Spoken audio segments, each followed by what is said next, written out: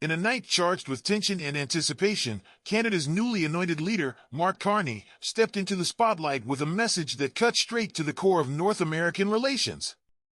Moments after his victory, as the crowd's cheers filled the air like a rising tide, Carney warned that the United States must show some respect. What would be the next twist in this unfolding drama? Emerging from a background in central banking, Carney wasted no time in setting the stage for a new era. On a lively Sunday evening, in a room buzzing with energy and expectation, he made it clear that he would follow in Justin Trudeau's bold footsteps.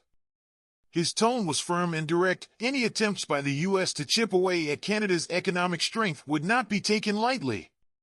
The promise was unmistakable. Canada would stand its ground, come what may. With a steady voice that resonated through the hall, Carney painted a stark picture of American interference. Look, unfair tariffs are choking what we build, what we sell, and the way we earn our living, he declared, each word draped in the raw emotion of a nation defending its livelihood. The atmosphere was electric as he vowed, he's striking at our workers, our families, and our businesses, and we're not going to let that happen. The crowd's murmurs turned into a roar, leaving everyone on edge about the next move.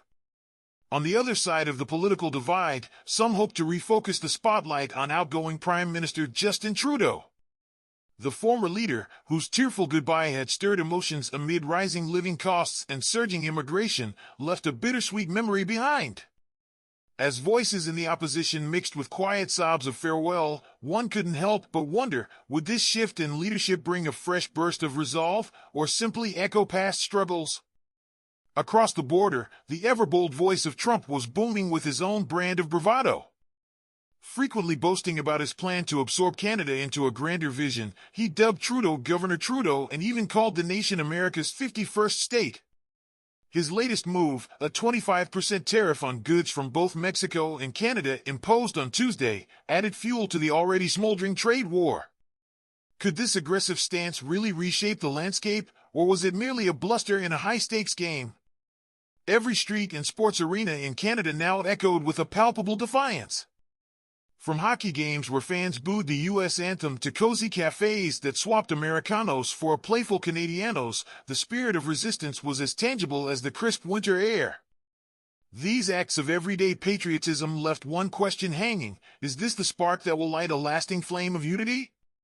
In the midst of this charged atmosphere, Carney's pride in his country shone through like a beacon.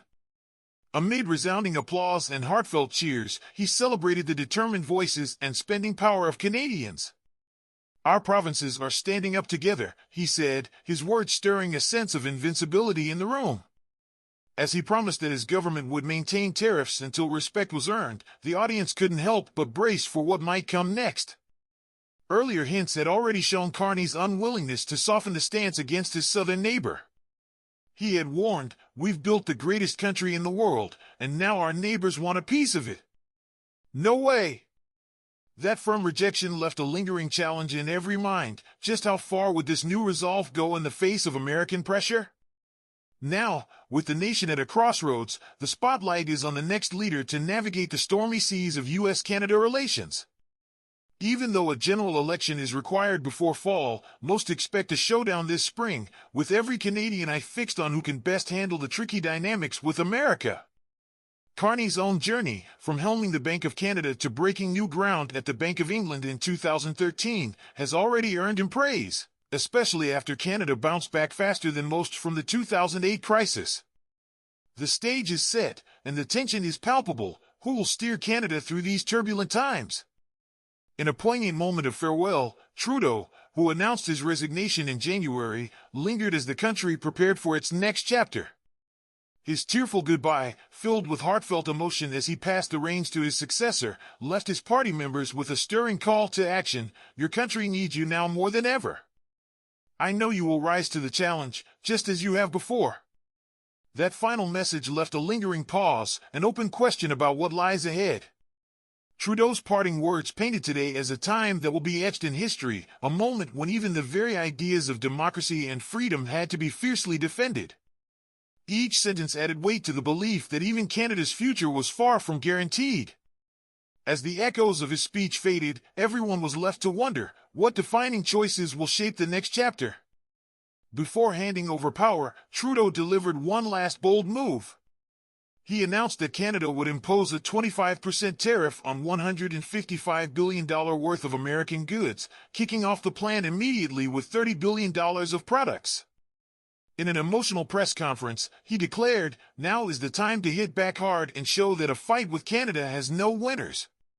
His words left the audience holding their breath, questioning if this move might just ignite a larger battle.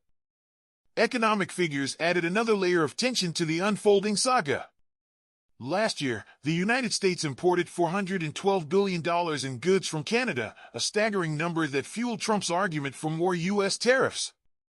The president warned on Tuesday that if Canada continues its retaliatory measures, the U.S. is ready to escalate even further. Every new statistic deepened the suspense. How far would this tit-for-tat escalate? Taking to social media, Trump didn't mince his words. "Please explain to Governor Trudeau of Canada that when he puts on a retaliatory tariff on the U.S., our reciprocal tariff will immediately increase by the same amount," he tweeted, his bold challenge sparking a digital firestorm. His message left many wondering whether this exchange of threats was just talk or the opening salvo of a bigger showdown. In a recent cabinet meeting, Trump laid out his view even more clearly. He stressed that the U.S. subsidizes Canada by $200 billion every year, claiming, "Without us, Canada can't survive." His stark numbers, Canada relying on 95% support while giving just 4% in return, drew a dramatic contrast that seemed almost like a dare. And then he added, almost provocatively, "Maybe Canada should be our 51st state. No tariffs, no nothing." The provocative suggestion left everyone on edge, questioning if a merger was the only way out. Finally, Trump rounded off his arguments by insisting that because the U.S. largely covers Canada's defense, it's only fair that Canada pays up with higher tariffs. "We protect Canada, but it's just not fair that they don't pay their share. If they had to, they might not even last," he claimed, leaving the final note hanging in the air.